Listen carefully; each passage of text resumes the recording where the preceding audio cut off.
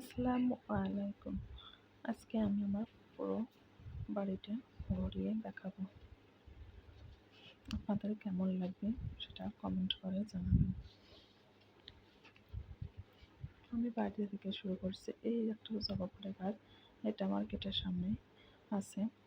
গেটের এখানে একটা কলিং বেল দেওয়া আছে, কিন্তু এখনো প্লাস্টার করা হয়নি, কারণ আমরা টাইলস লাগাবো, সেই জন্য কাজটা এখনো বাকি আছে। তারপরে গেট খুলে ভিতরে দিকে যাব। এটা হলো আমার বাইরের মেন গেট। এই গেটের উপরে আমাদের যে ট্যাঙ্কিটা সেটা বসানো আছে। আর এই ঘরটা হলো আমাদের ঘড়ি রাখার ঘর। যেহেতু গ্রামের বাসা, ঘড়ি তো রাখতেই হবে। কিন্তু এখানে আমরা একটা গরু রেখেছি, এটা হলো মেয়ে গরু।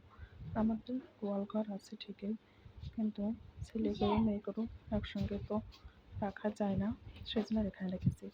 আর এটা হলো বাইরের একটা বাথরুম, কারণ অনেক সময় বাইরে একটা বাথরুমের কিন্তু প্রয়োজন হয় আমার মনে হয়, সেজন্য আমি বাইরে একটা বাথরুম দিয়ে রেখেছি।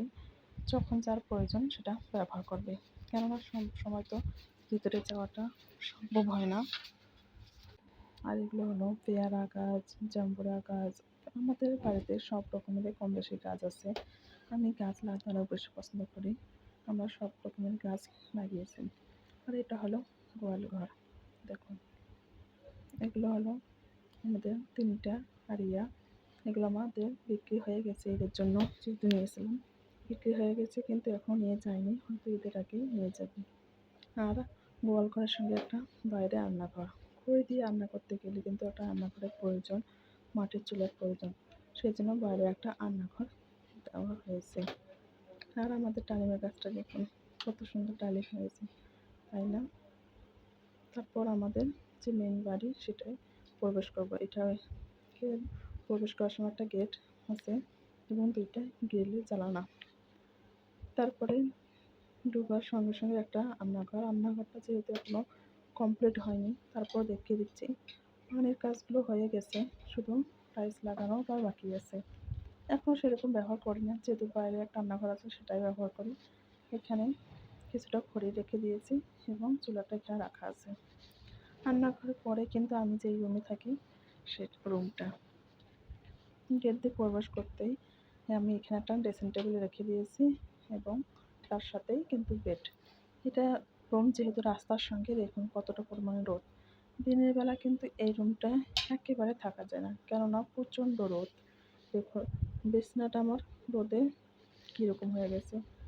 আর এখানে আমি একটা আল্লাহর নাম মোহাম্মদ এরকম একটা আয়তুল কুরসির একটা সুন্দর লম্বা টাঙ্গিয়ে রেখেছি। জানালা, বিছানার সাথে তো একটা জানলা দেখতে পেলেন, আর একটা জানলার নিচে আমি একটা টেবিল দিয়েছি, তারপরে ফিল্টারটা বসিয়ে রেখেছি। আর এটা হলো বাথরুমের উপর একটা ছোটো যে গেট দেখতে পেয়েছেন, সেটা হলো আমার ছাদে যত জিনিসপত্র রাখার জন্য সেই গেটটা। আর এটা হলো আমার ওয়াল ক্যাবিনেট। আমি আমার ওয়াল ক্যাবিনেটগুলো বাসায় মিস্ত্রির দ্বারাই বানিয়ে নিয়েছি এবং ওয়ার্ডরোবটাও বানিয়ে নিয়েছি।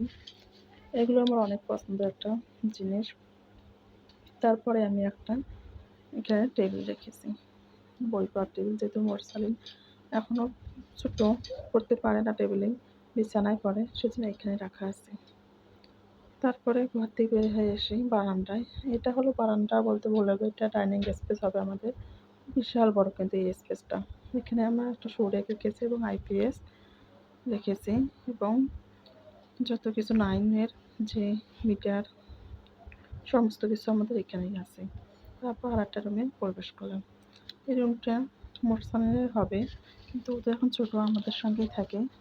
এই রুমটা এখন আমরা শুধু টিভি দেখি, জাস্ট একটু দিনের বেলা থাকলাম এই যা, কিন্তু রাতের বেলা এই রুমটা ফাঁকাই পড়ে থাকে।